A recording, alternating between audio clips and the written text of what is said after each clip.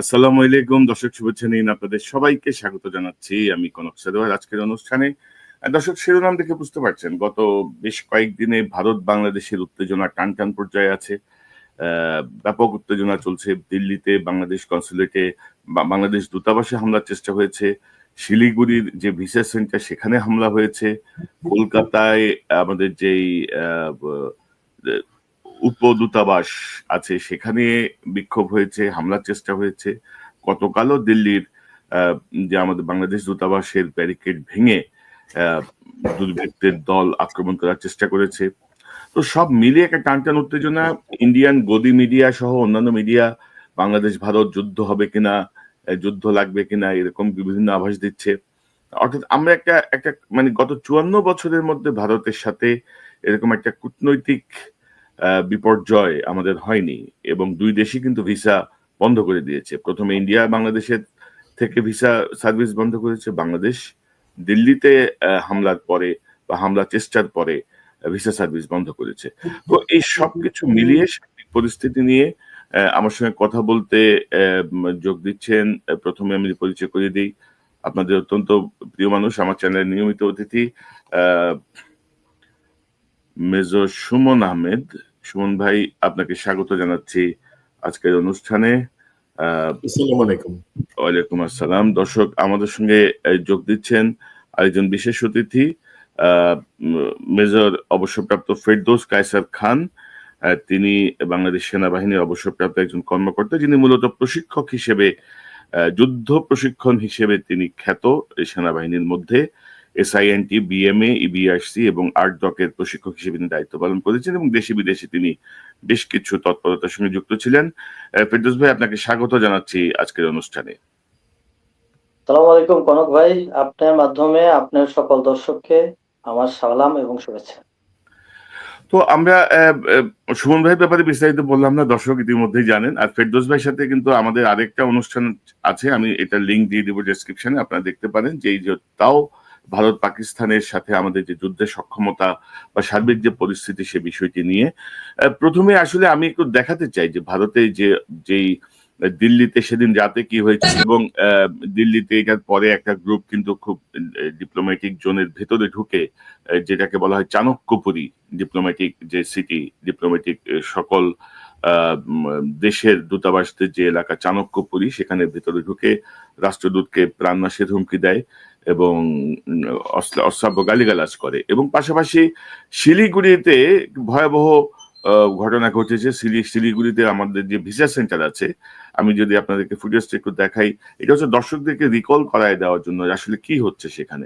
আমার মনে হয় যে আমার ভুল ফুটেজ আসছে, আমি ফুটেজটা আবার আবার দেখাচ্ছি আপনাদেরকে এটার সাথে। তবে ভারতের সাথে বাংলাদেশের এই এই পরিস্থিতি নিয়ে আমাদের অন্তর্বর্তীকালীন সরকারের যে পররাষ্ট্র উপদেষ্টা, মানে এই গত 15 মাসের মধ্যে তার বক্তব্যটা আমার পছন্দ হয়েছে আর কি। 15 মাসে তার এই প্রথম একটা স্ট্যান্ড আমার পছন্দ হয়েছে।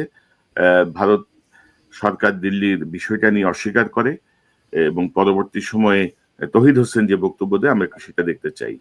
আমাদের মিশন, বাংলাদেশের মিশন কূটনৈতিক এলাকার গভীরে অবস্থিত। এমন না যে এটা বাইরে কোনো জায়গায় অথবা কূটনৈতিক এলাকার শুরুতে, তা কিন্তু না। তারা বলছে 20-25 জনের একটা দল হতে পারে, হয়তো একটু কম বেশি হতেও পারে সংখ্যা, কিন্তু সেটা কথা না। 25 জনের একটা হিন্দু চরমপন্থী সংগঠনের 25 বা 30 জনের একটা দল এত দূর পর্যন্ত আসতে পারবে কেন একটা স্যানিটাইজড এলাকার মধ্যে? তার মানে তাদেরকে আসতে দেওয়া হয়েছে, তাইলে যেভাবেই হোক তারা আসতে পারার কথা না কিন্তু ধন্যবাদ।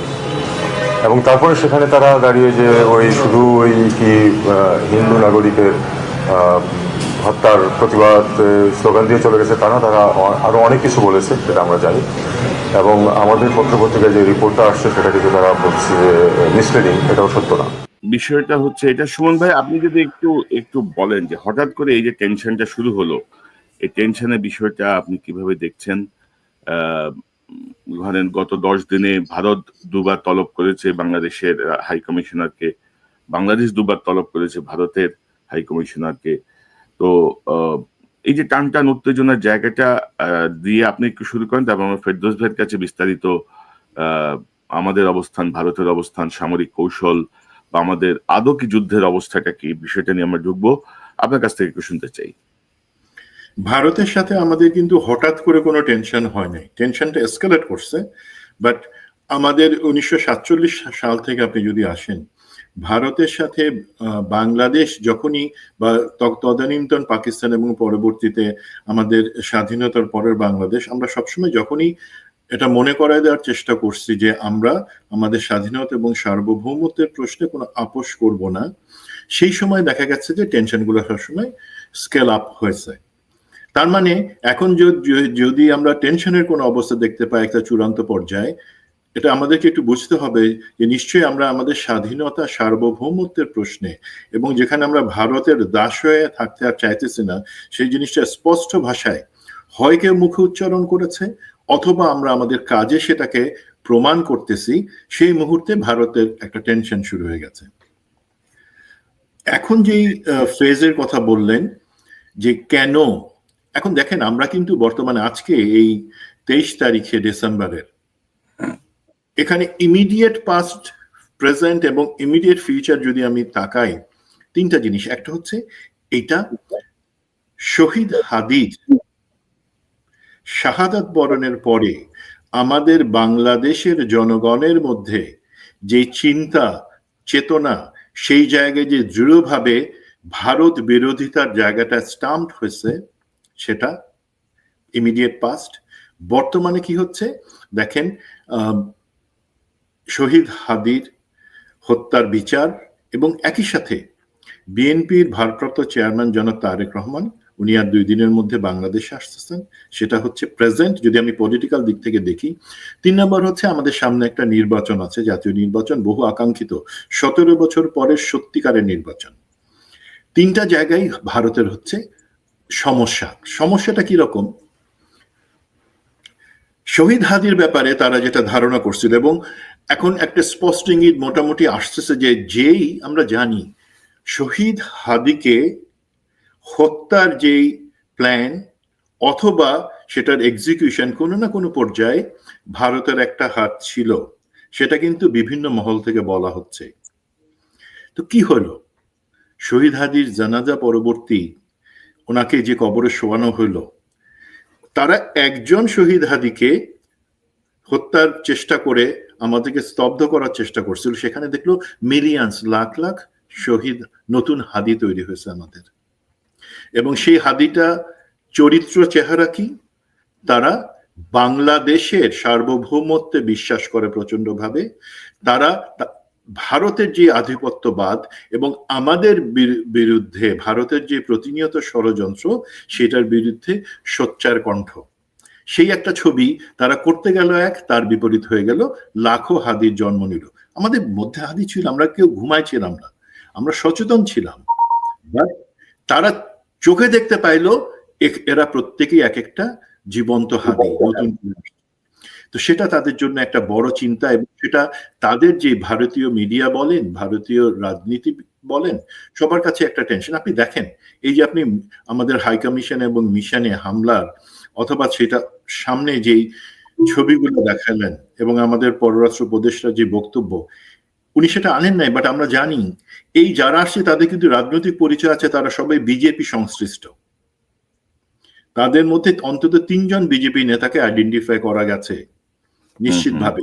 তার মানে এটা হঠাৎ করে কেউ ক্ষুব্ধ হয়ে করে নাই, এই সমস্ত জিনিস পার্ট অফ দ্য প্ল্যান, যেখানে ভারতের যে বিজেপি সরকার, তার যে লোকজন, তারাই এটা উস্কানি দেওয়ার চেষ্টা করতেছে। এখন কেন উস্কানি দেওয়ার চেষ্টা করতেছে, আমি আসি প্রেজেন্টে যেখানে অনেকগুলো সমস্যা আছে, যেই কারণে ভারত মনে করছিল বাংলাদেশের উপরে চাপ দিয়ে বর্তমান অন্তর্বর্তী সরকার এবং পরবর্তীতে আমাদের যে একটা নির্বাচিত সরকার আসবে, তাদের থেকে অনেক কিছু আদায় করবার জন্য। বাট যেই অন্তর্বর্তী সরকার বলেন অথবা সরকার যেটা আসবে ইনশাআল্লাহ ফেব্রুয়ারিতে, তাদের সামনেও কিন্তু জিনিসটা এখন ক্লিয়ার। বাংলাদেশের এই জনগণকে, জনগণের আকাঙ্ক্ষাকে, আমাদের যে লাখো হাদির জন্ম হইল, তাদেরকে উপেক্ষা করে তারা কিছু করতে পারবে না, এবং তাদেরকে বাংলাদেশকে প্রথমে আনতে হবে অন্য কিছুর আগে। সেই যে জনগণের চেহারাটা, এখন ভারত চাচ্ছে কি কোনোভাবে এই জিনিসটাকে ডিস্ট্র্যাক্ট করে? ভারতের দাবিদারির পরে আমরা মাঝখানের কিছু পিরিয়ড আমরা বাংলাদেশে আমাদের সত্তা নিয়ে আমরা বেঁচেছিলাম খুব সুন্দরভাবে, হোয়াট এভার মেবি। 2009 থেকে 2024 আমি 15 বছরে ভারতের দাসত্ব, ভারতের আধিপত্যবাদ, এই জিনিসটা বাংলাদেশের চরমে চলে আসলো। কিভাবে আসলো? প্রথমে শুরু হলো বিডিআর কিলিং। আমরা বিডিআর কিলিং এ যদি যাই, তাহলে বিডিআর কিলিং এর কয়েকদিন আগে কমিশন হয়েছে এবং জেনারেল ফজলুর রহমান উনি একটা কমিশন রিপোর্ট সাবমিট করেছেন, এবং আপনার এখানেই উনার একটা বক্তব্য আছে, যে বক্তব্যটা আপনার একটা টক শোতে আসছে, যেখানে ক্লিয়ারলি উনি বলেছেন যে বিডিআর কার্নেজে যদি প্রপার বিচার করা না হয়, তাহলে বাংলাদেশ আর একটা পলাশির সেই যুদ্ধের মতন হবে পরিস্থিতি, অর্থাৎ যে কেউ কোনো দায়িত্ব নিবে না, হঠাৎ করে বাংলাদেশের স্বাধীনতা যাবে। এবং সেখানে ক্লিয়ারলি উনি দায়ী করেছেন ইন্ডিয়াকে। যেহেতু এখানে ডাইরেক্টলি ইন্ডিয়ার উপরে ব্লেমটা চলে আসলো, মানে সিকোয়েন্সিয়ালি যদি আমরা চিন্তা করি যে কিভাবে আজকের এই ইন্ডিয়াটা এত আমাদের সাথে এত কিভাবে তার এই শত্রুতামূলক আচরণগুলো তৈরি হচ্ছে, এটার ইয়েটাতে আসি। এরপরে প্রেক্ষাপটে যদি আমরা যাই, 2009 একটার পর একটা তাপসের তথাকথিত বোমা, অর্থাৎ তাপস ছিল বিডিআর কার্নেজে, যেটা কমিশনের রিপোর্টে আসছে, তাপসের বোমাতে কিছু দেশপ্রেমিক এবং সাহসী অফিসারকে ড্যামেজ করা, হেফাজতের আন্দোলনে হেফাজতকে মারা, এরপরে আসতেছে একটার পর একটা বাংলাদেশের উপরে হেজিমনি চালাই যাওয়া। দেন আসলো হচ্ছে দিল্লি না ঢাকা স্লোগান দিয়ে হাসিনাকে ভাগানোর আন্দোলন, এবং হাসিনা চলে গেল, ছাত্র আন্দোলন শুরু হলো। তারপরে আমাদের ভিতরে মেজর সুমন যেটা বলেছেন, যে আমাদের ভিতরে দেশপ্রেমের কোনো কমতি ছিল না, আমাদের বাংলাদেশের ভিতরে দেশপ্রেমিক জনতার কোনো কমতি নাই, বাট এটাকে গত 15 বছরে চাপায় রাখা হয়েছে। যেহেতু এটা চাপানো অবস্থায় ছিল, এটা প্রকাশ করতে দেওয়া হয় নাই। বাংলাদেশ নিয়ে, বাংলাদেশের স্বার্থ নিয়ে যদি কোনো কথা বলা হয়, তাহলে সেক্ষেত্রে দেখা যায় যে কোনো না কোনো কনস্পিরেসিতে সেই লোকটা আটকে যায়। দেখা যাচ্ছে যে আপনি যখন বাংলাদেশ এবং ইন্ডিয়ার কোনো বাইলেটারাল কোনো ইস্যু নিয়ে কোনো কথা বলেন, তখনই সমস্যা হয়। আমরা এটা যাব, আমি ধীরে ধীরে এটাতে আসবো। এরপরে যখন আমরা সত্যিকার অর্থে যখন আমরা স্বাধীন হলাম, অর্থাৎ 5 আগস্ট 2024 সালে, তারপর থেকে হয়তো আমাদের মুখটা খুলে গেল, আমরা প্রকাশ করতে থাকলাম। তো প্রকাশ করতে গেলে যে এতদিনের যে পুঞ্জীভূত যে ঘৃণাটা, আমাদের যে ইন্ডিয়া আমাদেরকে যেভাবে সাবজুগেট করে রেখেছিল, সেই জিনিসগুলা যখন আমাদের মুখ দিয়ে আসা শুরু করলো, তখনই ফার্স্ট স্লোগানটা আসলো দিল্লি না ঢাকা, এবং তারপরে একটার পর একটা ইন্ডিয়া নিয়ে আসলো। যখন ইন্ডিয়ার সাথে তখন আমাদের বাইলেটারাল প্রবলেম গুলো শুরু হলো, আমদানি এবং রপ্তানিতে সমস্যা শুরু হলো, হাসিনার পতন দিয়ে শুরু হলো, তারপরে আপনার ছাত্রদের আন্দোলন, ছাত্রদেরকে বিভিন্নভাবে নাজেহাল করা ইত্যাদিতে আসলো। ইন্ডিয়া যেটা চাচ্ছিল বরাবরই যে ভয় দেখিয়ে দমন করানো, তো ভয় দেখিয়ে দমন করানো এটা ইন্ডিয়া 15 বছরে ইন্ডিয়া চেষ্টা করে গেছে। যখন ছাত্ররা এই দেশটাকে, ছাত্র জনতা যখন আমরা আগস্টের পরে যখন আমরা আমাদের স্বরূপে ফিরে আসলাম, তখন ইন্ডিয়ার ভিতরে তৈরি হলো একটা বাংলাদেশ সিনড্রোম।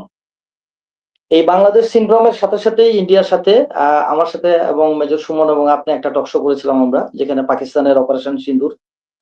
তো অপারেশন সিন্দুরে ইন্ডিয়া একটা বাড়ি খেলো পাকিস্তানের কাছে প্রচন্ড ভাবে, মাসটা ভুলে গেছি আমি। এর পরবর্তীতে দেখা যাচ্ছে যে আমরা আর একটু ইয়েতে যাই, আসলো বিডিআর কমিশন। বিডিআর কমিশনের মধ্যে দেখা গেল যে ইন্ডিয়ার ইনভলভমেন্টটা চলে আসলো। তো ওভারঅলি এরপরে ইন্ডিয়াতে রোগী ট্রিটমেন্টের জন্য যাওয়া সেটা কমে গেল। ইন্ডিয়ার উপর দিয়ে এয়ার ফ্লাইট, যেটা আপনি সারপ্রাইজ হবেন যে 60% লেস ফ্লাইট ইন্ডিয়ার উপর দিয়ে কমে গেল। অর্থাৎ ইন্ডিয়াতে যদি আগে 100টা যাওয়া হতো ফ্লাইট, ইন্ডিয়া, চেন্নাই, দিল্লি, এটা দিয়ে সেটা কমে আর সেটা 60% চলে আসলো। সো ইন্ডিয়ার বিজনেস একটা বড় টানপোড়েন হলো। এরপরে আমরা দেখতেছি যে পাকিস্তান ধীরে ধীরে বাংলাদেশের সাথে পাকিস্তানের একটা ডিপ্লোম্যাটিক একটা স্ট্রেংথ যখন সূচনা হলো, এবং বাংলাদেশের অনেক কিছুতে পাকিস্তান যখন আমাদেরকে আগে আসলো, তো তখন ইন্ডিয়ার ভিতরে একটা তাদের কলজা জ্বলা শুরু হয়ে গেল। এইটার প্রেক্ষিতে শুরু হচ্ছে যে ইন্ডিয়ার ভিতরে যে এতদিন আমি যার উপরে আমি আধিপত্য আমার ছিল, যেখানে আমি একটা ফ্রি জিনিস যেখানে আমি পাচ্ছিলাম, যেখানে আমার কোনো কিছুর অভাব ছিল না, আমি বাংলাদেশ থেকে যেভাবে ইচ্ছা সেভাবে আমি আমার ফ্যাসিলিটি গুলা নিয়েছি। যখন ইন্ডিয়া এই জিনিসটাতে যখন ইন্ডিয়ার আঘাত করলো, তখন ইন্ডিয়া এটাতে রিটালিয়েট করা শুরু করলো, বা তার একটা রিয়াকশন আসলো। সেই রিয়াকশনটা ইন্ডিয়ার ইনিশিয়ালি গভর্নমেন্ট লেভেলে ছিল, টাউন লেভেলে, এটা জনগণ লেভেলে যেতে যেতে আজকে এটার দশা। এবং আমাদের মাননীয় পররাষ্ট্র উপদেষ্টা উনি বলেছেন অলরেডি, যেটাতে তো অবশ্যই এটাতে অ্যালাউ করা হয়েছে, নাহলে কিভাবে একটা ডিপ্লোম্যাটিক ওয়েল সিকিউরড একটা জায়গায় কিভাবে এই ধরনের আন্দোলন হয়। আপনি শুনলে একটু সারপ্রাইজ হয়ে যাবেন যে ভারতের সাথে বাংলাদেশের 54 বছরের যে ডিপ্লোম্যাটিক রিলেশন, এর ভিতরে গত 1.5 বছরের আগে কখনো কোনো ডিপ্লোম্যাটিক কল করা হয় নাই, অথচ গত 1.5 বছরে 6 বার ডিপ্লোম্যাটিক কল করা হয়েছে ইন্ডিয়ান অ্যাম্বাসেডরকে। তার মানে ইন্ডিয়ান এবং বাংলাদেশের ডিপ্লোম্যাটিক লেভেলে তার ব্যালেন্সটা খুব বেশি ভালো অবস্থায় আমি মনে করি না। এটা একটা আনস্টেবল একটা সিচুয়েশন, এটা চলে গেছে। এর ভিতরে প্রেক্ষাপটে আরেকটু যাই, হাসিনার বিভিন্ন রকমের বক্তব্য। হাসিনা বিভিন্ন সময় ইন্ডিয়াতে থেকে বক্তব্য, এবং আমাদের মাননীয় প্রধান উপদেষ্টা উনি বলেছেন যে হাসিনার মুখ বন্ধ করার জন্য মোদীকে স্বয়ং উনি রিকোয়েস্ট করেছেন। তারপর হাসিনার এই বক্তব্যগুলা চলতে থাকে। হাসিনার এই অ্যাজিটেটিং যে বক্তব্যগুলা, এই বক্তব্যগুলোর মাধ্যমে ইন্ডিয়ান লোকজন আরো এটা পেয়ে যায়। এরপরে আসলো আরেকটা পালা, সেটা হচ্ছে বাংলাদেশ থেকে আওয়ামী লীগের নেতা এবং বাংলাদেশ থেকে কিছু লোকের ইন্ডিয়াতে পালায় যাওয়া। তো হাসিনা পালায় না, তারপর হাসিনার ফলোয়ার এবং আওয়ামী লীগের নেতা এবং বাংলাদেশ সেনাবাহিনীর কিছু লোক তারা ইন্ডিয়াতে পালায় গেল। তো পালায় যাওয়ার প্রেক্ষিতে যেটা হলো যে তারা সবাই মিলে এখন সর্বশক্তি এখন ইন্ডিয়াতে একত্রিত, অর্থাৎ সেখানে হাসিনা, ডাইনিদের অন্যতম ডাইনি হাসিনা এখানে বসে আছে, সেখানে আওয়ামী লীগের বিভিন্ন নেতাকর্মী বসে আছে, যারা বিডিআর কার্নেজে ছিল, যারা বাংলাদেশকে গত 15 বছর একটা কলোনি বানানোর চেষ্টা করেছে, এরা সবাই মিলে ইন্ডিয়াতে বসে তারা বিভিন্নভাবে বাংলাদেশের উইক পয়েন্ট গুলা তারা দিচ্ছে। এভাবে তারা বাংলাদেশকে বিভিন্নভাবে ডিস্টার্বিং করার জন্য এই সিচুয়েশন গুলো তারা তৈরি করতেছে।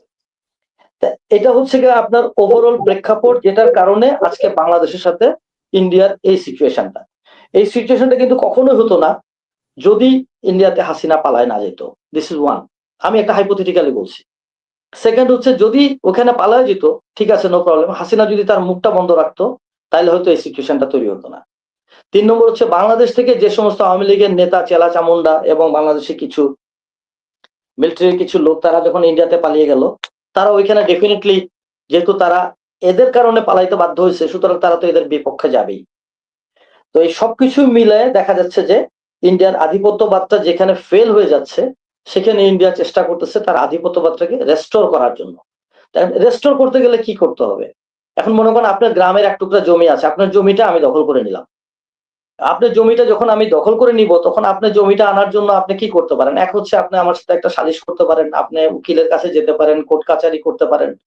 তো ইন্ডিয়া বাংলাদেশের সাথে এইভাবে না, যে ইন্ডিয়া বাংলাদেশকে ওই ধাক্কা দেওয়া, ধমক দেওয়া, বিভিন্ন ভাবে বাংলাদেশকে আনস্টেবল করে যে আসো, তোমাদের প্রভু আমরা বা তোমাদের লর্ড আমরা, তোমরা আমাদের প্রেসক্রিপশন অনুযায়ী তোমরা চলবা, এর বাইরে তোমরা যেতে পারবা না, সুতরাং তোমাদেরকে আমি বিভিন্ন ভাবে চাপ প্রয়োগ করব। এই চাপগুলাই হচ্ছে গত 1.5 বছরের চাপ। এই চাপগুলো আমরা সবাই জানি, আমি চাপের কথাগুলো নিয়ে সময় নষ্ট করব না। দেন মেজর সুমন আর একটা কথা রাইটলি বলেছেন, সেটা হচ্ছে যে আমাদের সামনে ইলেকশন। সো ইলেকশনে যেন একটা তাবেদারি গভর্নমেন্ট যেন আসে, বা তাবেদারি গভর্নমেন্ট না আসলেও গভর্নমেন্টকে যেন তাবেদারি ফলো করতে হতে পারে, তাকে যেন ইন্ডিয়ার প্রতি যেন লয়াল থাকে, এই জিনিসগুলো তৈরি করার জন্য ইন্ডিয়া বাংলাদেশকে একটা চাপ দিচ্ছে। এখন আসি আমাদের জনগণের মুখটা খুলে যাওয়ার পরে শহীদ হাদির যে বক্তব্যগুলো, শহীদ হাদি আল্লাহ উনাকে জান্নাত নসিব করুন, এবং উনি দেশপ্রেমের একটা অনড় দৃষ্টান্ত। সেই ক্ষেত্রে আমি এটা বলবো যে বাংলাদেশ সরকারের প্রতি আমি আমার ধন্যবাদ জানাই যে শহীদ হাদির লাশটা বা মরদেহটা দাফন করা হয়েছে জাতীয় কবি কাজী নজরুল ইসলামের কবরের পাশে। এটা ওনাকে একটা মর্যাদা দেওয়া হয়েছে। বাট এটার একটা কাউন্টার প্রোডাক্টিভটা যদি আমি একটু অ্যাসেস করে বলার চেষ্টা করি, শহীদ হাদি হচ্ছে ইন্ডিয়ার এগেনস্টে বা ইন্ডিয়ার বিরুদ্ধে সে সোচ্চার হয়ে শহীদ হাদি বিভিন্ন কথা বলেছে। যেহেতু তাকে জাতীয় একটা মর্যাদা, এরকম একটা মর্যাদাপূর্ণ একটা জায়গায় তাকে দেওয়া হলো, সুতরাং এটাও ইন্ডিয়ার জন্য একটা বড় আঘাত। ইন্ডিয়া চিন্তা করতেছে যে না, তাহলে যারা বাংলাদেশে আমার এগেনস্টে যারা কথা বলে, যারা আমাদের স্বার্থ বিপরীতে যারা কথা বলে, তাদেরকে তো বাংলাদেশের রাষ্ট্রীয় মর্যাদা দেওয়া হচ্ছে, বাংলাদেশে তাদেরকে তো সম্মান দেওয়া হচ্ছে। সুতরাং সেই ক্ষেত্রে যেভাবে পারি আমি বাংলাদেশকে যদি একটু ছোটখাটো করতে পারি, তাহলে তো মানুষ আর কথা বলবে না। So this is the overall প্রেক্ষাপট। এখন আমরা দ্বিতীয় অংশে আপনি যেটা বললেন যে যুদ্ধের সাথে জড়াবে কিনা, এটা অনেক বড় আলোচনা। তার আগে আপনি ইন্ডিয়ার স্বার্থটা যদি আমরা একটু যাই, আপনি যদি একটু অ্যালাউ করেন, আমি একটা পাওয়ার পয়েন্ট পাঠিয়েছিলাম আপনার কাছে, আপনি যদি একটু ফ্ল্যাশ করেন কাইন্ডলি। আমরা এইখানে যে ছবিটা আমরা দেখতে পাচ্ছি, প্রথমে বাম সাইডের স্লাইড, অর্থাৎ দর্শকদের বামের স্লাইডে যদি যাই, এটা হচ্ছে যে ইন্ডিয়া এবং বাংলাদেশের একটা জেনারেল একটা ম্যাপ। সেই ম্যাপের ভিতরে আপনি দেখেন যে শিয়ালদহ থেকে আপনার চিকেন নেক হয়ে গুয়াহাটি হয়ে আগরতলা পর্যন্ত যেতে গেলে তাদেরকে 1400 কিলোমিটার ট্রাভেল করা লাগে। এবং সেইটা ধীরে ধীরে সেই জিনিসটা আওয়ামী লীগ আমলে 15 বছরে সেটা ক্যালকাটা টু ঢাকা টু আগরতলা সেটা মাত্র 440 কিলোমিটার তারা মাত্র আসলো, অর্থাৎ প্রায় দেখা গেল 1000 কিলোমিটার ডিস্টেন্স তারা কমায় নিয়ে আসলো। তো এত বড় একটা স্বার্থ ইন্ডিয়ার, এত বড় একটা স্বার্থ যখন ইন্ডিয়া পেয়ে গেল হাসিনার কাছ থেকে, হাসিনা যখন ফল হয়ে গেল তখন স্বাভাবিক কারণে তো ইন্ডিয়া বাংলাদেশে চাবে যে আমি আবার আগের জায়গায় আমি ফিরে যাই। আমরা যদি সেকেন্ড স্লাইডে যাই তাহলে দেখবেন যে রেলওয়ে ট্রানজিট গুলা কিরকম ছিল। আমরা জাস্ট ইন্ডিয়ার স্বার্থগুলো আমরা এখানে দেখতে যাচ্ছি যে কিভাবে হাসিনা বলছে যে ইন্ডিয়াকে যা দিয়েছি ইন্ডিয়া তা আজীবন স্মরণ রাখবে। এখানে আমি আমার নিজের পার্সোনাল ওপিনিয়ন দিতে চাই, ইন্ডিয়াকে যা দিয়েছি এটা কি আপনার মানে এটা কি তার নিজস্ব বাবার সম্পত্তি? বাংলাদেশ তো আমার, বাংলাদেশ তো আপনার, বাংলাদেশ আমাদের 18 বা 16 কোটি জনগণের। এটা তো হাসিনার না যে হাসিনা দিয়ে দিবে, হাসিনা তো এখানকার জমিদার ছিল না যে হাসিনা দিয়ে দিবে। তো ইন্ডিয়াকে যেভাবে সে দিয়েছে, আপনি দেখেন যে রেলওয়ে ট্রানজিট পরের স্লাইডে দেখেন যে সবুজ বাংলার ভিতর দিয়ে কিভাবে একটার পর একটা রোড এবং রেলওয়ে এবং রিভার নেটওয়ার্ক তৈরি হয়েছে। So this is another one. এইটার প্রেক্ষিতে আমি আর একটু ব্যাকগ্রাউন্ডে যাই। 21 তারিখে পরের স্লাইডে যদি একটু যান কাইন্ডলি ভাই, পাকিস্তানের ডন পত্রিকাতে গত 21 তারিখে এই কার্টুনটা ছাপা হয়েছে। অর্থাৎ বাংলাদেশ ইন্ডিয়াকে এত কিছু দেওয়ার পরে, হাসিনার তথাকথিত এত কিছু দেওয়ার পরে যখন বাংলাদেশিদের চোখ খুলে গেল, যখন বাংলাদেশিরা 24 আগস্টের পরে যখন বাংলাদেশিরা যখন তাদের চোখ খুলে গেল, তখন তারা এই বাংলাদেশের অ্যাকুরেট পিকচারটা তারা দেখালো। এবং এই পিকচারের উপরে অনেকগুলো কমেন্ট আছে, কমেন্ট আমি এখানে যেতে চাই না। সো একই সাথে ইন্ডিয়া, আমি আগে বলেছি যে ইন্ডিয়া পাকিস্তানের কাছে একটা মাইর খেলো অপারেশন সিন্দুরে। দেন পাকিস্তানে পরের স্লাইড একটু দেখেন কাইন্ডলি, পাকিস্তানের রুলিং পার্টির সাইদ উসমান উনি একটা কমেন্ট করেছেন। সেই কমেন্ট বলছে missiles are not far away, Pakistan leader invokes India over Bangladesh sovereignty. এখানে দেখা যাচ্ছে যে পাকিস্তান কিছু হলেও বাংলাদেশের প্রতি একটা লিনিয়েন্সি বা বাংলাদেশের ডিফেন্সের প্রতি বাংলাদেশের একটা সাপোর্ট সেটা শো করছে। তো এই শোটার কারণে দেখা যাচ্ছে এইটাও ইন্ডিয়ার হয়তো একটা গাত্রদাহ হতে পারে। তো ওভারঅল এই সিচুয়েশনের কারণে আজকের এই প্রেক্ষাপটটা তৈরি হয়েছে। জি, আমার মনে হয় আপনি একটু পানি খেয়ে নেন ফয়সাল ভাই, ফেরদৌস ভাই, আমার মনে হয় আপনার একটু ইচিং হচ্ছে গলায়, আপনি একটু পানি খেয়ে নিলে আমার মনে হয় ভালো হবে। জি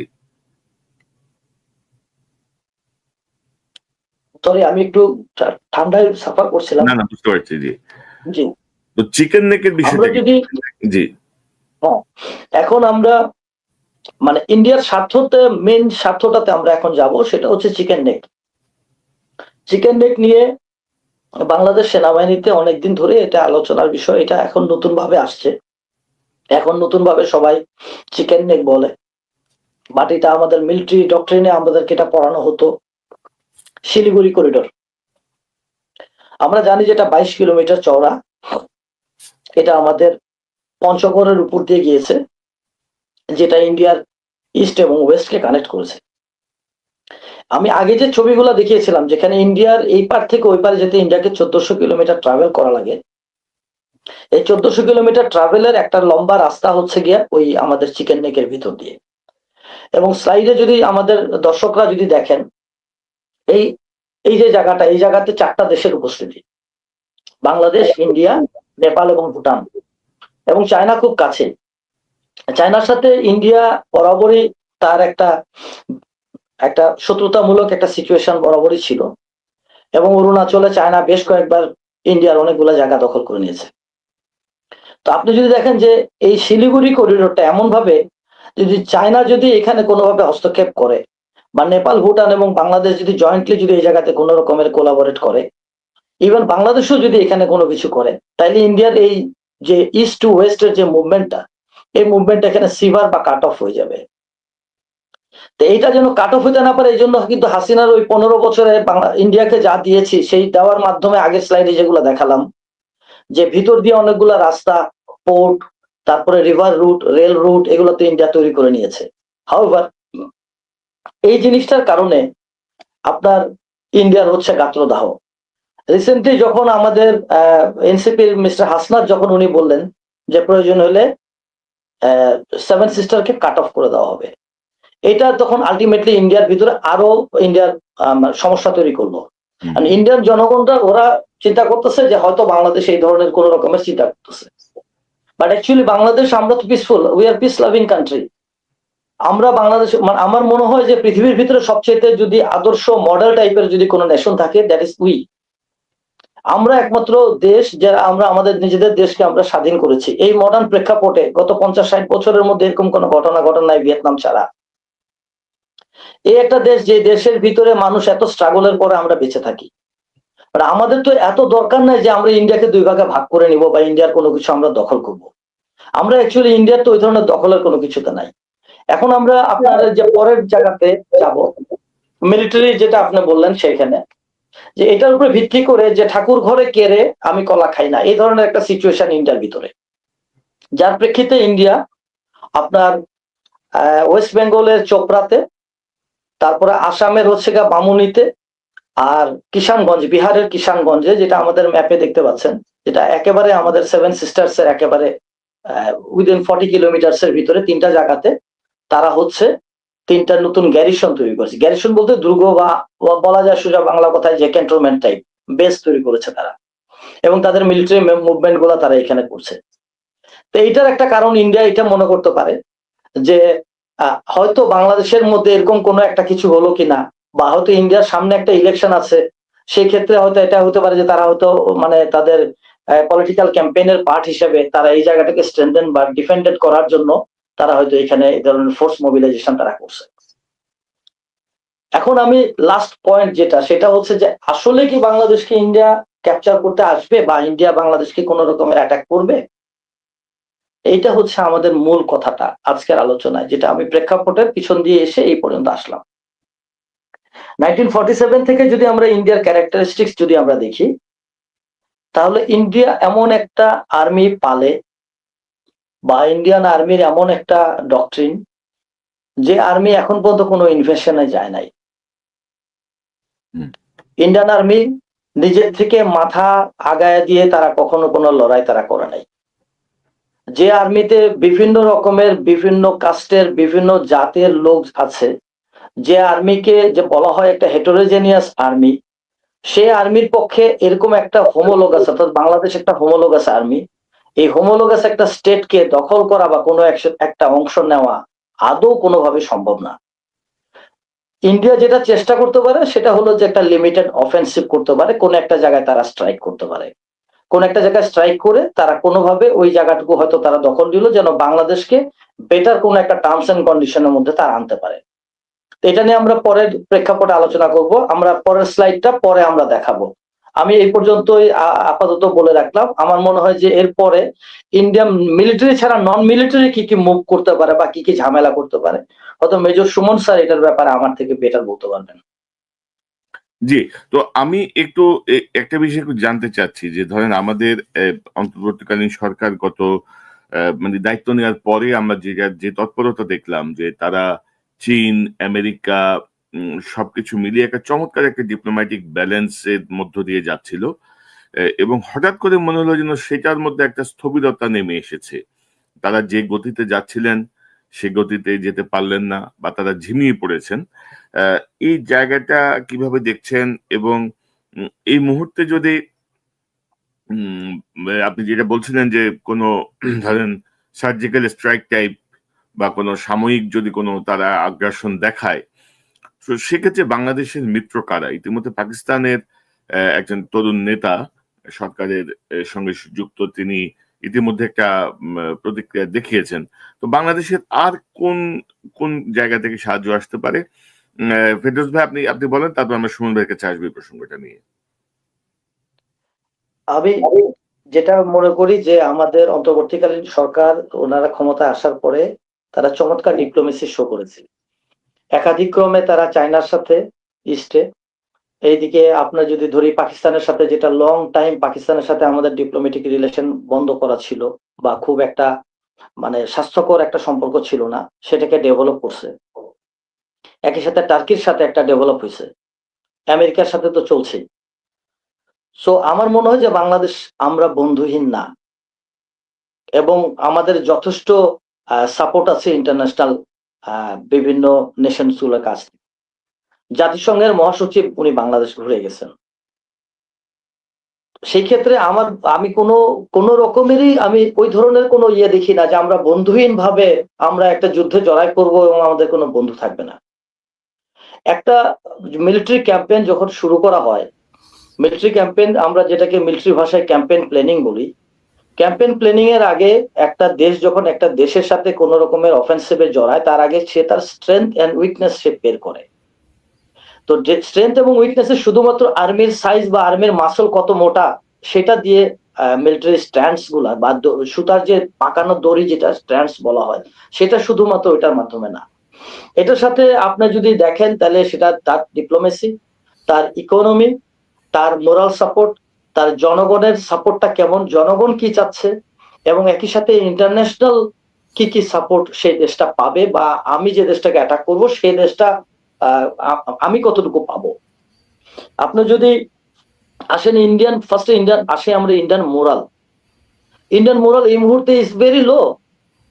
ক্যালকাটাতে আমাদের প্যারাসিটামল নেওয়ার জন্য ক্যালকাটায় আমাদের রোগীরা যাচ্ছে না, they are going to China. So ক্যালকাটাতে আমাদের যে মেডিকেল যে ট্যুরিজম যেটা ছিল, বা ক্যালকাটাতে আমাদের যে তথাকথিত ডাক্তারের জন্য যাওয়া যেত লাগতো, সেই জিনিসটা এখন ক্যালকাটাতে আর যাওয়া হয় না। সো ক্যালকাটার ইকোনমি, এটা তো আমরা সোশ্যাল মিডিয়া এবং বিভিন্নভাবে দেখতেছি যে ক্যালকাটার ইকোনমি অলমোস্ট ভেঙে গেছে। ইন্ডিয়ান ক্যালকাটার যারা আছে বা পশ্চিমবঙ্গের যারা আছে, তারা বলবে যে why two ways war against India, against বাংলাদেশের সাথে আমরা ফাইট করবো কেন? আমার তো ব্যবসা এমনি পড়ে গেছে ভাই, বাংলাদেশকে তো ধরে ধরে ভাই দাদা করে ডেকে ডেকে আমার দেশে নিয়ে আসা উচিত। So this is one option. ইন্ডিয়ার অন্যান্য স্টেট গুলোর কথা বাদ দিলাম, কিছু কিছু দেশ তো স্টেট তো আছে তারা খাবারই খেতে পারে না, তাদের স্বাস্থ্যকর কোনো একটা টয়লেট নাই, তাদের কোনো ওয়াটার ফ্যাসিলিটি নাই। এই সবকিছু বাদ দিয়ে এত বড় একটা ইকোনমির দেশ, তারা অলরেডি পাকিস্তানের সাথে অপারেশন সিন্দুরে তাদের একটা বিশাল লজ্জা হয়েছে। এত কিছুর পরেও তারা কোন আক্কেলে তারা বাংলাদেশের সাথে তারা লড়াই করবে? আমি এটা কোনোভাবে আমি যুক্ত দেখি না। কিন্তু এটা আমাদের মানে যখন আমরা মিলিটারি ক্যাম্পেইন করলাম, ফার্স্ট পয়েন্ট এটাতে আমরা গেলাম। দেন আসি বাংলাদেশের মধ্যে, বাংলাদেশে কিন্তু এটা সত্যি কথা স্বীকার করে নিতে হবে যে উই হ্যাভ ডক্টর ইউনূস। আমাদের একটা গর্ব আছে, এবং ডক্টর ইউনূসের কারণে কিন্তু আমরা গত এতদিন ধরে মানে প্রায় 1.5 বছর ধরে আমরা কিন্তু টিকে আছি। বিভিন্নভাবে আমাদেরকে কিন্তু কাতুকুতু বলেন বা বিভিন্নভাবে এজিটেট করা বলেন, ডিস্টার্ব করা বলেন, বাংলাদেশকে করা হয়েছে হাসিনা পড়ে যাওয়ার পরে। বাট ডক্টর ইউনূস উনি কিন্তু এখন পর্যন্ত হালটা ধরে রেখে বাংলাদেশটাকে কিন্তু স্টেবল করে উনি রেখেছেন। হোয়াট এভার মেবি, এত মানে আমরা ডিটেলসে আমরা যদি না যাই, আমি উপর দিয়ে আমি মোটা দাগে বললাম। ডক্টর ইউনূসের যে ফেস ভ্যালু যেটা আছে ইন্টারন্যাশনালি, এবং ডক্টর ইউনূসের যে ফ্রেন্ড সার্কেল যেগুলো আছে, ডক্টর ইউনূসের যে যোগাযোগ গুলো আছে, এবং বাংলাদেশ আমরা ওভারঅলি আমরা তো we have a very good friends. চায়নার সাথে আমাদের গুড ফ্রেন্ডশিপ। পাকিস্তান তারা তো অলরেডি মানে পাকিস্তান তারা তো তাদের অতীত নিয়ে তারা দুঃখিত, তারা অনুশোচনা করে, কিন্তু পাকিস্তান তো দে আর এ গুড ফ্রেন্ড নাও। পাকিস্তান আমাদের একটা বর্তমান একটা ভালো বন্ধু। দেন টার্কি। সো বাংলাদেশ কোনোভাবে আমার মনে হয় যে সেকেন্ড ইয়ারতে যাবে না। সো ইন্ডিয়ার যদি আপনি মিলিটারি ক্যাম্পেইন প্ল্যানিং এর যদি সেকেন্ড অপশনে যান, ফার্স্ট হচ্ছে ইন্ডিয়ান ইকোনমি, এটা তো বলে দিলাম। ইন্ডিয়ান জনগণের সাপোর্ট যেটা, সেটাও বলে দিলাম। দেন আপনি আসেন ন্যাশনাল ইন্টারন্যাশনাল যে সাপোর্ট গুলো আছে, যে বিভিন্ন বন্ধু রাষ্ট্র, সেটা। তো এটার প্রেক্ষিতে আমার মনে হয় যে ইন্ডিয়া এই ধরনের কোনো বড় ভেঞ্চারে ইন্ডিয়া যাবে না। হাউএভার যদি ইন্ডিয়া কখনো যায়, আমার মনে হয় বাংলাদেশের সাহসী জনগণ অ্যালং উইথ বাংলাদেশ সেনাবাহিনী is capable to handle India. Bangladesh সেনাবাহিনী যেমন বর্ডারে তো আমরা দেখি যে ভারতের কিছু আগ্রাসন, টুপিটাকে আগ্রাসনে বাংলাদেশের কৃষক তার কাস্তে নিয়ে চলে যায় যে বিজিবির সাথে পাহারা দিবে বর্ডার। তো সেই জায়গাটায় আমাদের যে দেশপ্রেমের যে সাহসিকতা, সেটি অনন্য। বিশেষ করে ইন্ডিয়ান ইস্যুতে তো আমার মনে হয় যে বিষয়টা অনেক বেশি শক্তিশালী। আমি একটু সুমন ভাইয়ের কাছে আসতে চাই। মেজর সুমন, ধরেন বর্তমানে যে বিষয়টা আমি বলছিলাম সেটি রিপিট করছি, যে ধরেন তার আগে একটু বলি যে ইন্ডিয়াতে ধরেন উগ্র হিন্দুত্ববাদী সংগঠনগুলো মুসলমানদের উপরে নানা অত্যাচার করে, নানা ধরনের ফেরোসাস ঘটনার ঘটে, হত্যা করে, পুড়িয়ে মারে, নানা রকমের বিষয় আমরা কিন্তু সোশ্যাল মিডিয়ার কল্যাণে বা টেলিভিশনে আমরা দেখেছি। বাংলাদেশে হয়তো এটার প্রতিক্রিয়ায় একটা মিছিল হয় বা একটা ছোটখাটো একটা প্রতিবাদ সভা হয়, এতটুকু। কিন্তু এই যে ধরেন দীপু দাসের যেই মানে তাকে টর্চার করা বা তাকে পুড়িয়ে মারার ঘটনায় ইন্ডিয়ার যে রিয়াকশন, এবং অবশ্যই আমরা এই জাতীয় মানে হত্যা বা এই জাতীয় কার্যক্রম আমরা পছন্দ করি না, মানে আমরা কখনোই সমর্থন করি না। বাংলাদেশের যে সাম্প্রদায়িক সম্প্রীতি, এবং আপনি যদি দেখেন যে যে রাতে হাদির মৃত্যু সংবাদ এলো, যে রাতে প্রথম আলো, ডেইলি স্টার সহ আরো বেশ কিছু স্থাপনায় অগ্নিসংযোগ ভাঙচুরের ঘটনা ঘটলো, সেই একই রাতে কিন্তু এই ঘটনাটা ঘটানো হলো। এটার সাথে আপনি অন্য কোনো কিছু স্মেল করেন কিনা? পাশাপাশি বাংলাদেশে প্রায় 4-5 জন জেনারেল এখন ইন্ডিয়াতে আছে, যারা বাংলাদেশের সামরিক যেই স্ট্র্যাটেজিক যে বিষয়গুলো, বাংলাদেশ সম্পর্কে গোপন যেই সামরিক তথ্যগুলো তারা জানে। তো সেই জায়গাটায় আপনি কোনো ঝুঁকি দেখছেন কিনা, বা যদি কোনো সার্জিক্যাল স্ট্রাইক হয় সেক্ষেত্রে আমাদের অবস্থাটা কি দাঁড়াবে, একটু যদি সংক্ষেপে বলেন এই 3টা বিষয়। জি, এখন আপনি যেই রিলেশনটা ড্র করছেন, আমার মনে হয় আমাদের দর্শকরা সেই জিনিসটা নিজে থেকে বুঝতে পারবেন, আমি বলি কি না বলি। প্রথম কথা, আপনি বলছেন যে দীপু দাসের উপরে যেই তাকে হত্যাটা যেভাবে করা হয়েছে, সেই তার কারণে পরবর্তীতে ইন্ডিয়ার ভিতরে লোকজন উস্কায় দেওয়া, ভারতের মোদির লোকজন, উগ্রবাদীরা সেটা নিয়ে চিল্লাবিল্লা করতেছে। এই যে করতেছে অ্যাকশনটা, সেটার জন্য তাদের দরকার ছিল একজন দীপু দাসকে ওইভাবে হত্যা করা। আমি যদি কথাটা এইভাবে বলি, আমাদের শহীদ হাদির উপর যে আক্রমণ হয়েছে, এবং যখন হাদির লাশটা সিঙ্গাপুর থেকে যেদিন আসলো এবং তার যখন জানাজা হবে, সেই সময়টাতে আরো কিছু জিনিস পরিকল্পিতভাবে ভারত বা ভারতের সাথে সংশ্লিষ্ট যারা, তারা সেই জিনিসটা করছে। সেটা একটা পরিকল্পনার অংশ, যাতে সেটা নিয়ে তারা তাদের দেশে চিৎকার চেঁচামেচি করতে পারে। আমরা বাংলাদেশে আমরা সংখ্যালঘুদের, বিশেষ করে হিন্দুদের উপর নিপীড়ন চালাই, নৃশংসভাবে তাদের হত্যা করে, এই কথা বলতে পারে। এবং আপনি যদি দেখেন এলাকাটা যেখানে দীপু দাসকে হত্যা করা হয়েছে, সেটা হচ্ছে ভারত সীমান্তের কাছাকাছি ময়মনসিংহে। এবং এই জায়গাতে আমরা জানি, অনেক সময় দেখছি যে আমাদের যত, বিশেষ করে পতিত আওয়ামী লীগ এবং আমাদের যে জেনারেল যারা পালায় গেছেন ইন্ডিয়াতে, সবাই ওই রাস্তাতে হালুয়াঘাটের দিক থেকে ময়মনসিংহ থেকে পালায় গেছেন। তার মানে ওখানে বা ভারতীয় গোয়েন্দারা কিন্তু অনেক বেশি অ্যাক্টিভ। তো আমার হিসাবে তারা, এটা কোনো সাধারণ ঘটনা, এটা একটা ভারতের পরিকল্পনার অংশ, যে তারা একজন, এবং এটা তো আমরা জানি যে সেই ক্ষেত্রে কোনো ব্ল্যাসফেমি বা ধর্মের অবমাননার কোনো ব্যাপার ছিল না, তাকে পরিকল্পিতভাবে লোকজন হত্যা করছে, এবং সেখানে কিভাবে ইনভলভ ছিল এটা আমরা ধরে নিতে পারি। এখন বাংলাদেশের কিছু লোক, ধরেন 10টা জেনারেল ওখানে গিয়ে যদি আমি মনে করি আছে, অ্যাকচুয়ালি আমরা একটু খোঁজ নিলে আমি জানি না এটা কতটুকু বাইরে আসছে। আমরা যে জেনারেল বা যাদের কথা বলি, তাদের মধ্যে আসলে কি কেউ এখন ভারতে আছে? আপনারা একটু খোঁজ নেওয়ার চেষ্টা করেন। আমাদের যদি এনএসআই এবং ডিজিএফআই শক্তিশালী থাকতো, তারা কিন্তু বের করে ফেলতে পারতো যে 6 মাস আগেই তারা কিন্তু সম্ভবত কেউ আর ভারতে নাই, তারা আরো সিকিউর কোনো জায়গায় চলে গেছে। বাট আছে কারা?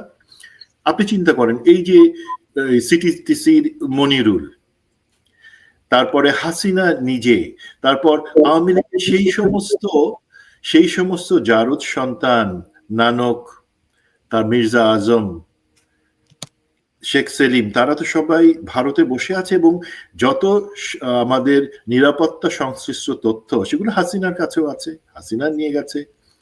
তো সেখান থেকে তারা সেগুলা পাইতেছে। তো সেগুলা পাওয়ার পরেও সেটা আমাদের জন্য অবশ্যই ঝুঁকি, যে কারণে আমরা সবসময় বলতেছিলাম যে তাদেরকে, হাসিনার ব্যাপারে ভারত জিদ ধরে থাকলে ও ভারতে পচুক, সেটা আমি সবসময় বলি, বাট বাকিদেরকে ফেরত আনাটা জরুরি।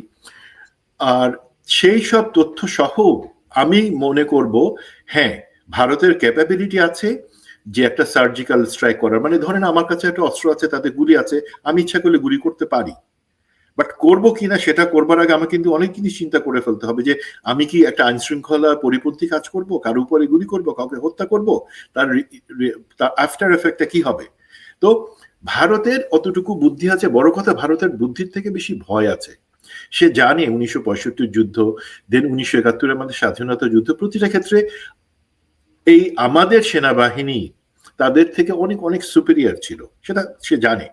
তো এখন ভারত যদি সেই কাজটা না করে বা করতে, সার্জিক্যাল স্ট্রাইক পসিবল, যদি তার মধ্যে মনে রাখবেন ভারতেও কিন্তু ইলেকশন সমাগত, তাকেও একটা পজিশন নিতে হবে, তাকে দেখাতে হবে বাংলাদেশ একটা জঙ্গি দেশ, সেই মতন তাকে কাজ করতে হবে। দেখেন শহীদ হাদিকে তারা কলঙ্কিত করবার জন্য ভারতীয় মিডিয়া কত কত অপপ্রচার চালাচ্ছে, এখনো তারা বাংলাদেশকে জঙ্গি তকমা দিতে চাবে। সেই সব যেটা আছে তার বাদে যদি সার্জিক্যাল স্ট্রাইক করে কোনো লিমিটেড গেইন করতে চায়, চেষ্টা করতে পারে, সেক্ষেত্রে একটু একটু মনে হয় তাদের চিন্তা আছে। আর যেটা একটু মেজর ফেরদৌস আমার স্নেহ সুন্দর করে বুঝায় বলছে জিনিসটা, এই যে আমাদের মিত্র দেশ কারা আছে তাদেরকে আপনি বলছিলেন যে ইনিশিয়ালি আমরা দেখছিলাম যে চায়নার সাথে, টার্কির সাথে, সৌদি আরবের সাথে, ইউএস এর সাথে আমাদের বেশ কিছু আলোচনা হচ্ছিল এবং আমাদের নিরাপত্তা সংক্রান্ত জিনিসে। ভাই আমি কিন্তু ধরেন ফৌজে, মিলিটারিতে আমাকে একটা জিনিস শিখাইছে, সেটা হচ্ছে কি, আমার দুইটা জিনিস বলা যাবে না, আমি ভাবছিলাম আর আমি চেষ্টা করছিলাম বলতে হবে। কারণ আমি ভেবে যদি সেটা এক্সিকিউট না করতে পারি, বা আমি চেষ্টা করে সেটা যদি রেজাল্ট না আনতে পারি, দেন আই এম জিরো। আমাদেরকে আর্মিতে ফ্রি, তোর মনে আছে তাই তো, তোমার মনে আছে তো, তাই না? আমাদেরকে এই জিনিসটা শেখানো হয় যে আমি যা করবো সেটা রেজাল্ট আনতে হবে, আমার কোনো অজুহাত বলা যাবে না যে আমি চেষ্টা করছিলাম বা আমি চিন্তা করছিলাম।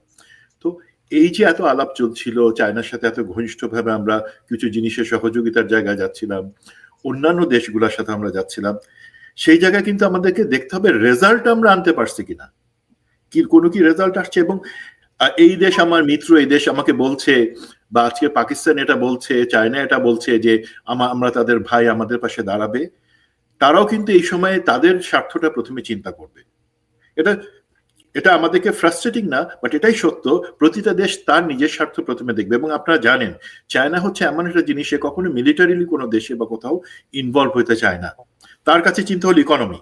তো আমাদেরকে তাহলে চিন্তা করলাম, চেষ্টা করলাম, এখন রেজাল্টটা কিভাবে আনতে হবে আমাদেরকে অবশ্যই, এবং আমি আশা করব এই অন্তর্বর্তীকালীন সরকার তারা যদি নাও পারে, তারা অন্তত পথটা ওপেন করে দিয়ে যাবেন আমাদের নির্বাচিত সরকারের জন্য, যারা এই দেশগুলির সাথে আমাদের নিরাপত্তা সংশ্লিষ্ট চুক্তি করবেন। জি, আমি আমি এই প্রসঙ্গটা যদি একটু বলি, যে ধরেন অনেকেরই একটা দাবি আছে, আপনি জানেন যে সাম্প্রতিক সময়ে সৌদি আরব কিন্তু পাকিস্তানের সাথে একটা সামরিক চুক্তিতে গেছে, যে সৌদি আরব যদি আক্রান্ত হয় তাহলে পাকিস্তান তার সর্বশক্তি দিয়ে সৌদি আরবের পাশে থাকবে।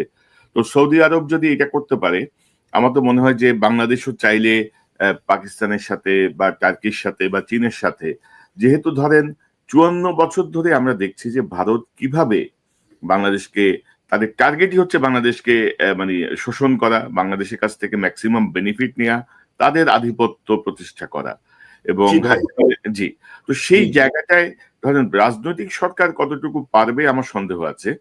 এটা কি এই অন্তর্বর্তীকালীন সরকারের উপরই তো আমরা এই দায়িত্ব, আমাদের অন্তর্বর্তীকালীন সরকারের উপর কাছে ভাই 1.5 মাস সময় আছে, তাদেরকে আমরা আগে থেকে সেই জিনিসটা সাজেস্ট করতেছিলাম, 1.5 মাস সময় ছিল, তারা সেটা করতে পারেন কিনা, আমি যদি করতে পারেন আমি 2 হাত তুলে তাদেরকে অভিনন্দন জানাবো। এখন একটা জিনিস বলি ভাই, সমস্যাটা আরো কোথায় আসতেছে,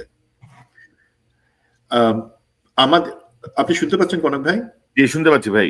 জি জি, এখন যেটা হচ্ছে কি, যদি আপনি বলছেন পাকিস্তানের সাথে, সৌদি আরবের সাথে, চায়নার সাথে অথবা মালয়েশিয়ার সাথে আমরা যদি সেই ধরনের কোনো চুক্তিতে যাই, প্রথমে সেটার ব্যাপারে প্রশ্ন তুলবে এবং জনমত অন্য খাতে নেওয়ার চেষ্টা করবে কে?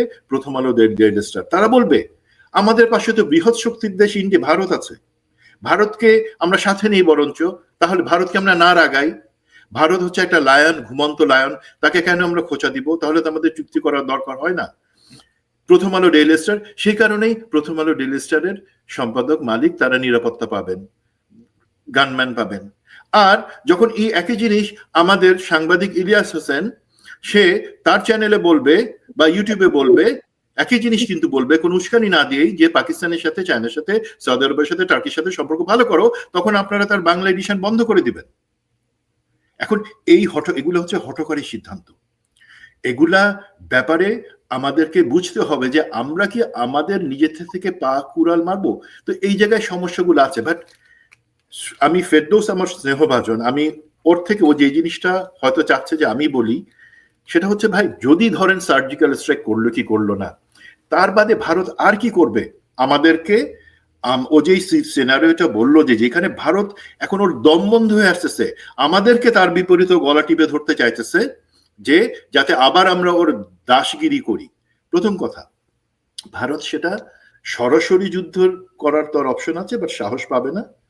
তো সে প্রথম জিনিস যেটা অনেক আগে থেকে করে আসছে, সেটা হচ্ছে আমাদের রাজনৈতিক দলগুলোর মধ্যে বিভক্তি এবং সেনাবাহিনীকে বা আমাদের সশস্ত্র বাহিনীকে জনগণের কাছ থেকে সরায় নিয়ে আসা, যেটা তারা সরাসরি 2009 সালের ফেব্রুয়ারিতে করছিল। তারপরে মোটামুটি হাসিনার কল্যাণে আমাদের সেনাবাহিনীর একটা অংশকে সত্যিকারের দাস বানায় রাখছিল, যারা ভারতীয় ডক্ট্রিন কিভাবে সেইটাই ফলো করে গেছে। মেজর ফেরদৌস তখন ছিল, মানে ফেরদৌস তুমি আমাকে বলো যে army training and doctrine command, ARDOC, তারা তো ডক্ট্রিন ঠিক করে। তো আরডকে আজকের এই পরিস্থিতিতে আমাদের যারা ডিসিশন মেকিং এ থাকবার কথা, তাদের ভারত সংশ্লিষ্টতা বা ভারতের সাথে তাদের সুসম্পর্ক বছরে একবার দুবার ঘুরতে যায়, এমন কারো কি সেখানে থাকবার কথা? আমাকে বলো, জাস্ট ফ্ল্যাটলি বলো, থাকা কি বাংলাদেশ? না, ডেফিনেটলি এটা হবার প্রশ্নই ওঠে না। এখানে হাই অ্যালার্ট সিকিউরিটি। বাট সমস্যা হচ্ছে আমরা সেখানে সেই রেখে দিছি। আমরা যেটা ভারত সবসময় জানে যে আমাদের দেশপ্রেমিক সেনাবাহিনী, যতদিন দেশপ্রেমিক, ভারতের আমাদের থেকে 8 গুণ বেশি তাদের সশস্ত্র বাহিনীর সামর্থ্য হলেও, প্রথম কথা তারা বাংলাদেশ এগেন্সে ব্যবহার করতে পারবে না। 2 নাম্বার, যদি 2 গুণ বা 3 গুণও চেষ্টা করে, তারা হেরে যাবে আমাদের কাছে দেশপ্রেমিক। তো সেই কারণে তারা আমাদের সশস্ত্র বাহিনীকে দুর্বল করার জন্য হাসিনাকে দিয়ে এই সমস্ত জেনারেলদেরকে, সশস্ত্র বাহিনী, ডিজিএফআই, এনএসআই, র্যাব, এই সমস্ত জায়গায় বসাইছে, যারা জেনে বুঝে আমাদের সশস্ত্র খারাপ কাজ করছে, খারাপ কাজ করে যাচ্ছে, যাতে জনগণ তাদেরকে গালি দেয়। আজকে কি আমরা এই জনগণ কি আজকে থেকে 2009 সালের আগে যান কোনোদিন সশস্ত্র বাহিনীকে গালি দিচ্ছে? বা তারা এই গত হাদির শাহাদাতের পরের সময়টা তো তারা কিভাবে জঘন্যভাবে আমাদের ভিতরে বিভিন্ন, যে পিনাকি ভট্টাচার্য, উনি তুরস্কে গিয়ে দেখেন, তুরস্কের সাথে যেহেতু আমরা বন্ধুত্ব করতে চাচ্ছি, তাদের টার্গেট হচ্ছে তুরস্কতে গিয়ে মেজর সোয়ানসোর সাথে দেখা করে, আরে ভাই তারা সবাই নিজ নিজের দেশে বসে আছে। এই ফাজিল ডেপো, এই ছেলেপেলেগুলা তারা জানেও না যে একটা মিথ্যা বিভ্রান্তি ছড়ায়, যে কেন ছড়াচ্ছে, যে বোধহয় একটা কু করার চেষ্টা করতেছে তারা বাংলাদেশের ভিতরে। এই ন্যারেটিভটা কার স্বার্থ রক্ষা করে? ভারতের স্বার্থ রক্ষা করে। এই ধরনের ন্যারেটিভ গুলা তারা ছড়াচ্ছে। দেখেন, ভারত সবসময় চায় এবং চাচ্ছে গোয়েন্দা সংস্থাগুলোকে দুর্বল করে রাখা। এখন আজকের এই পরিস্থিতিতে ভারতের সব থেকে বেশি চাল হচ্ছে, দেখেন ডিজিএফআই তে, আমি বলি ডিজিএফআই যে যারা আছে, আমি তাদের দেশপ্রেমকে অবশ্যই শ্রদ্ধা করি, বাট একটা কোশ্চেন, 9 জন হাই র্যাঙ্কিং অফিসার ডিজিএফআই তে, যারা তাদের চাকরি শেষ হওয়ার পরও চুক্তিভিত্তিক নিয়োগে কেন আছেন? 2021 সালে হাসিনার দেওয়া নিয়োগ তারা এখনো ক্যারি কেন করছেন? একটা প্রশ্ন। 2 নম্বর প্রশ্ন হচ্ছে, এনএসআই তে কিসের জন্য ছাত্রলীগের নেতারা এখনো আছেন? এটা বাহিনী প্রধানদেরকে দেখতে হবে, ডিজিএফআই সংস্থা প্রধানকে, একই সাথে আমাদের সরকারের নিরাপত্তা উপদেষ্টা জনাব খলিলকে নিশ্চিত করতে হবে। আপনারা 1.5 বছরের সময় পাইলেন না এই ইন্ডিয়ার যারা আওয়ামী লীগের বা ছাত্রলীগের, তারা তো বেসিক্যালি ইন্ডিয়ার পারপাস সার্ভ করার জন্য আছে। তো এই যে রাজনৈতিক শক্তি বা যারা আছে, বা দ্বিধা বিভক্ত রাজনৈতিক ইন্ডিয়ান লাসপেন্সার্স, পলিটিশিয়ানস, দেন আমাদের দুর্বল সেনাবাহিনী, দুর্বল গোয়েন্দা, এগুলা দিয়ে সে কি করবে? আলটিমেটলি সে যুদ্ধে জড়াবে না। সে বাংলাদেশে যেটা চাবে, ভারতীয় আধিপত্যবাদ যাতে আবার ফিরে আসে, সেই জন্য একটা সরকার যাতে ক্ষমতায় আসে, সেই সরকারকে উপরে উঠানোর জন্য মিডিয়া, সেনাবাহিনী। আমরা অবশ্যই ওই শেষের স্লাইডটা একটু দেখানোর আগে একটা, আপনি একটু কাইন্ডলি এটা শো করেন ভাই। জি, স্লাইডটা শো করলেই তাহলে হবে। আমি জাস্ট এখানে আমাদের স্লাইডের দর্শকদের জন্য এর আগেরটা ভাই কাইন্ডলি। এর আগেরটা, জি। জি, এখানে আমরা যেটা আলাপ করলাম যে অলরেডি ইন্ডিয়া হচ্ছে তার বামুনিতে অর্থাৎ আসামে, কিশোরগঞ্জে, কিষানগঞ্জ, বিহারে এবং চোপড়াতে তারা 3টা গ্যারিসন তারা তৈরি করেছে। এখন এটাতে আমাদের একটু জানা দরকার বা এটাতে কমব্যাট ইন্টেলিজেন্স যেটাকে বলা হয়, অর্থাৎ what is going on the other side of the hill, অর্থাৎ পাহাড়ের ওই পাশে কি আছে সেটা জানার জন্য তো আপনি পাহাড় ক্রস করে ওই পারে যেতে পারেন না। So you should have some measure, আপনার একটা বুদ্ধি থাকা দরকার, একটা গোয়েন্দা থাকা দরকার যে পাহাড়ের ওই পারে কি আছে। ঠিক সিমিলার ওয়েতে বর্ডারের ওই পাশে কি হচ্ছে এটাকে বলা হচ্ছে কমব্যাট ইন্টেলিজেন্স বা আপনার মনে করেন অ্যাক্রস বর্ডার ইন্টেলিজেন্স। এইটার মাধ্যমে আমাদেরকে জানা উচিত যে ওখানে অ্যাকচুয়ালি ওদের ফোর্সের সংখ্যাটা কেমন বা ওদের ফোর্সের টাইপসটা কি, ওদের অরবেটটা কি বা অর্ডার অফ ব্যাটেলটা কি।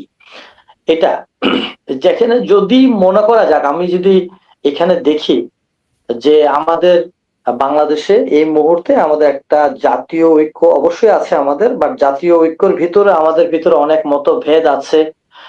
যেমন আপনি যদি আপনার এই আজকের যে টক শোটা এটারে যদি আপনি কমেন্টস গুলা পড়েন, আপনি দেখবেন এখানে অনেকে টিজ করে অনেক কথা বলেছে। এখানে তো আমরা কাউকে গালিগালাজ করি নাই, বাট এখানে দেখবেন আপনার মতভেদ 10 রকমের কথা এখানে আসবে, শুধু এই ছোট একটা অনুষ্ঠান হাফ এন আওয়ার বা 1 ঘন্টার।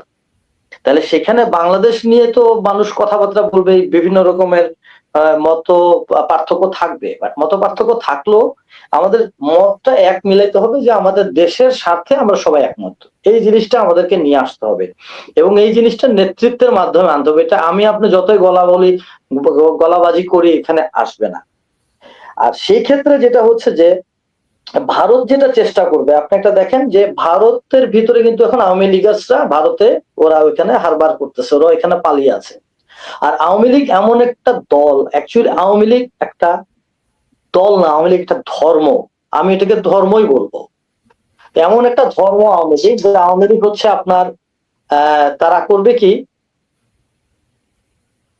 তাদের পীর বা পয়গম্বর, আল্লাহ মাফ করুক আমাকে, এই লুটপাট হচ্ছে ওদের মূল মন্ত্র বা ওদের ভার্স, যেটাকে আমরা বলি বাণী, ওদের ভার্স হচ্ছে মূল মন্ত্র।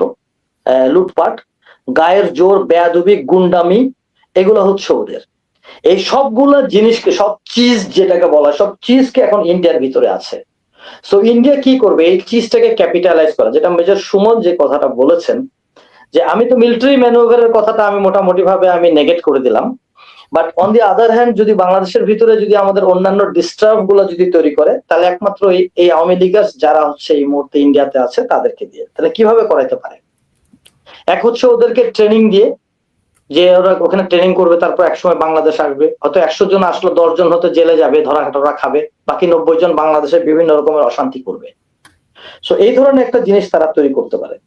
আরেকটা কি করতে পারে তারা হচ্ছে বাংলাদেশের মধ্যে যে, যেমন মনে করেন যে হাদিকে যেভাবে হত্যা করা হলো, শাহাদত বরণ করলো হাদি, বা আপনি মনে করেন যে বাংলাদেশে আরো এরকম মনে করেন যে কিলিং হবে, এই ধরনের জিনিসপত্র তারা করতে পারে। সো জাতীয় একটা ঐক্য তৈরি করে গভর্নমেন্টকে একটু কঠোর হতে হবে। আমি মনে করি গভর্নমেন্টকে কঠোর হওয়া, এখানে দয়া মায়ার কোনো জায়গা নাই। এখানে আমাদের একটা স্ট্রং ডিপ্লোমেসি আনতে হবে। যুব সমাজ যেটা আছে, যুব সমাজ যারা এই আন্দোলনের অগ্রণী ভূমিকা পালন করছে, তাদেরকে সঠিকভাবে ব্যবহার করতে হবে। এখানে আমাদের মিডিয়ার প্রপারলি ইউজ করতে হবে। এখানে মিডিয়ার ব্যবহারটা আমাদের এমন হয়ে যাচ্ছে যে আমার ইচ্ছে এটা লিখলাম, আপনার ইচ্ছে ওটা লিখলেন, এই ধরনের। মানে মিডিয়ার একটা টোটাল একটা মিডিয়া পলিসি থাকতে হবে। আন্তর্জাতিক খেলোয়াড় যারা আছে তাদেরকে মাঠের মধ্যে আনতে হবে, অর্থাৎ যেমন টার্কি, পাকিস্তান, চায়না, এদের সাথে ডিপ্লোম্যাটিক টাইজটাকে স্ট্রং করতে হবে। একটা জিনিস ইন্ডিয়াকে বুঝিয়ে দিতে হবে যে ভাই, ভয় দেখায় কোনো লাভ নাই, ভয় দেখায় এই বাংলাদেশে তুমি কিছুই করতে পারবা না। 15 বছর ইন্ডিয়াকে হাসিনা দিছিল জন্যই ইন্ডিয়া এইগুলো করতে পারছে, মাথায় উঠছে। বাট ইন্ডিয়াকে যদি এগুলো না দিত, জীবনে কোনদিন এটা করতে পারতো না ইন্ডিয়া। জি। কারণ এইটা বলার পরে, হ্যাভিং সেড দোজ, আমি আপনাকে খালি জাস্ট বলবো, আমাদের এই যে স্লাইডটা আমাদের চলছিল, তারপরের লাস্টের স্লাইডটা দেখাই আমরা একটু কাইন্ডলি। এটা ইন্ডিয়ার অনেকগুলো মিডিয়াতে আসছে। এই মিডিয়াতে আসছে যে যেখানে 8 সিস্টার যে কথাটা লেখা আছে, সেই জায়গাটা আমাদের পঞ্চগড়, বগুড়া, দিনাজপুর ওই এলাকা, এটা তারা কেটে দিছে। অর্থাৎ আগের স্লাইডের সাথে এটার মিলটা হচ্ছে যে ওরা ওইভাবে আমাদের এই জায়গাটুকুকে লিমিটেড একটা অফেন্সিভ করে, যেটাকে রিপোস্টে বলা হয়, এটার মাধ্যমে ওরা এই জায়গাটা কেটে ফেলবে। কেটে ফেলে আমাদের বাংলাদেশটা দেখেন মাথাহীন একটা দেশ হিসাবে আমরা এখানে এইভাবে থাকবো, যদিও বা এটা আদৌ বাস্তবে সম্ভব না। তো আপনার মাধ্যমে আমি দর্শক যারা আছেন, যারা বাংলাদেশকে ভালোবাসেন, এবং আগেই বলেছি যে আজকেরটা হচ্ছে ভারতপন্থীদের জন্য না, আজকেরটা সুশীলদের জন্য না। সুতরাং আমরা কি এই বাংলাদেশ দেখতে চাই? ডেফিনেটলি চাই না। সুতরাং যদি আমরা এই বাংলাদেশ দেখতে না চাই, আমরা যদি আমাদের বর্তমান বাংলাদেশকে চাই, আমরা ইন্ডিয়ার ভিতরে যা খুশি হোক, এটা আমাদের ব্যাপার না। আমরা যদি আমাদের এই বাংলাদেশকে রাখতে চাই, ঠিক রাখতে চাই, আমাদের সবাইকে জাতীয় ঐক্য নিয়ে থাকতে হবে এবং আমাদেরকে আমাদের দেশটাকে ভালোবেসে যেভাবে আমাদের আগায় নেওয়া উচিত, এই ব্যাপারে আমি মনে করি যে যার যেখান থেকে দরকার ওইভাবে তারা এফোর্ট দিবে। অবশ্যই অবশ্যই ফেরদৌস ভাই, এসব চোখ রাঙানিতে লাভ হবে না। সুমন ভাই, আপনার শেষ মন্তব্যটাকে শুনতে চাই। জি, এবং প্রথমে আমাদের একজন দর্শক বলছিলেন যে মানে ফেনী কেন্দ্রিক একটা বিষয় তো কাজ করছে, ফেনী নদী বা ফেনীতে ওদেরকে যে শিল্পাঞ্চল দেয়া হয়েছিল, জি, সব দিয়ে ফেনীতে একটা ক্যান্টনমেন্ট বা ক্যান্টনমেন্টের কিছু একটা এস্টাবলিশমেন্ট করা যায় কিনা, এই বিষয়টা নিয়ে কথা বলছিলেন আমাদের দর্শকদের কেউ। জি, ফেনীতে কিছু করা যায় কিনা সেটা কি, অথবা অলরেডি আমরা সেটাতে নিয়ে কাজ করছি কিনা, সেই জিনিসটা অ্যাকচুয়ালি আমি পাবলিকলি বলতে চাচ্ছি না।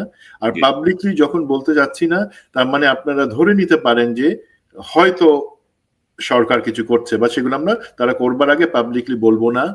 আর ফেনীর দিক থেকে আমাদের যেই থ্রেটটা যতই থাকুক না কেন, আমাদের ডিভিশনগুলা, আমাদের বাহিনীর যেই ডিভিশন আছে সেগুলো এমনভাবে পয়েজড যে আলহামদুলিল্লাহ আমি যেইভাবে আছে, ইনশাল্লাহ ভারত ওইখান থেকে কিছু করতে পারবে না, হাজার চেষ্টা করুক।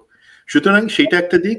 আর মেইন থ্রেড যেটা ও বলছে যে 3টা স্পটের কথা দেখালো উত্তরবঙ্গে, সেটা এখন এই জিনিসটা আমি মনে করি ইনশাল্লাহ কখনই সম্ভব না, ওরা এই ধরনের ড্রিম।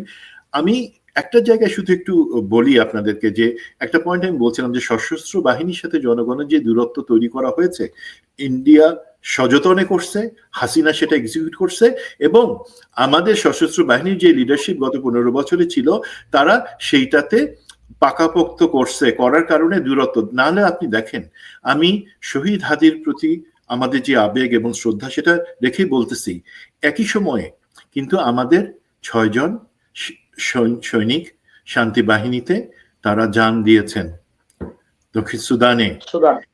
এখন এই জায়গাটাতে কনক ভাই আপনি একটা পোস্ট করেছিলেন তাদের প্রতি শ্রদ্ধা জানিয়ে, তাদের যে আত্মত্যাগ। বাট দেখেন, সেই জায়গায় কিন্তু ওই ধরনের জিনিসটা আলোচনা করা, জিনিসটা সামনে আনা, কত বড় একটা ত্যাগ, সেই জিনিসটা আনা, সেটা কিন্তু আমরা যথাযথ সম্মান জানাতে ব্যর্থ হয়েছি।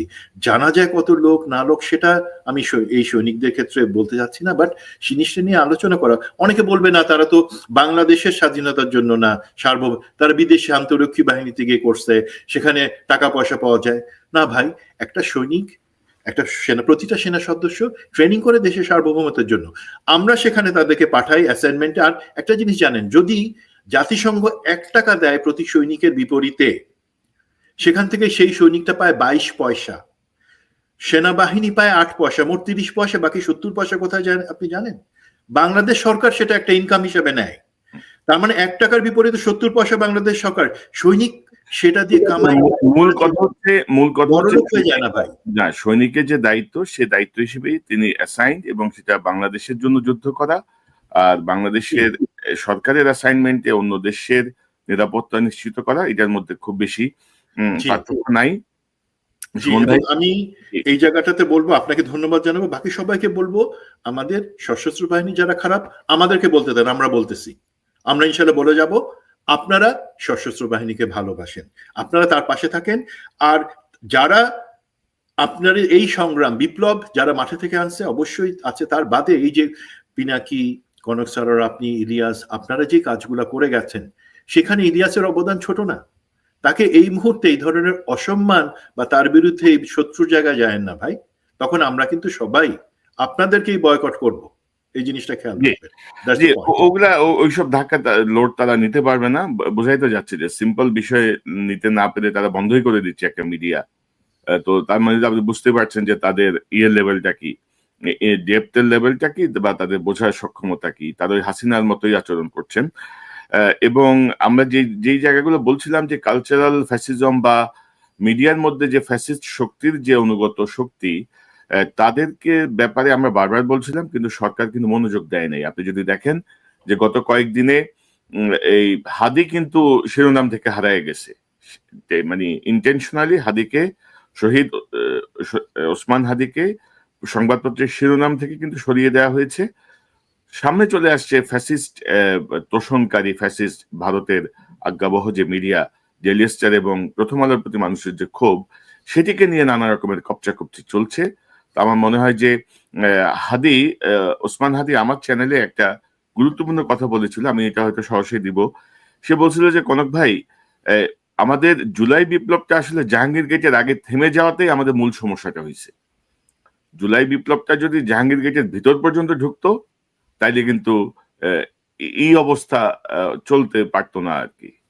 তো এখনো যারা আমাদের ইউনিফর্ম বাহিনীতে আছেন, সেটা আর্মিতে হোক, পুলিশে হোক, বিজিবিতে হোক, তারা যদি মনে করেন যে ইন্ডিয়া বা হাসিনা তাদেরকে রক্ষা করতে পারবে, তাদেরকে বুঝে শুনেই আগায়েন। কারণ বাংলাদেশের মানুষ দেখাই দিচ্ছে, ছাত্র জনতা মিনিমাম কোনো অস্ত্র ছাড়াই, মিনিমাম কিছু ছাড়াই, খালি হাতেই তারা যে বিপ্লব ঘটিয়েছে, সেই বিপ্লবের থেকে তারা দূরে নয়। তো পাশাপাশি আমি এটাও বলবো যে অতি ইসলামিস্ট আচরণ থেকে আমাদেরকে সরে আসতে হবে। বাংলাদেশ যেন কোনোভাবে উগ্রবাদী রাষ্ট্র হিসেবে পৃথিবীর বুকে চিহ্নিত না হয়।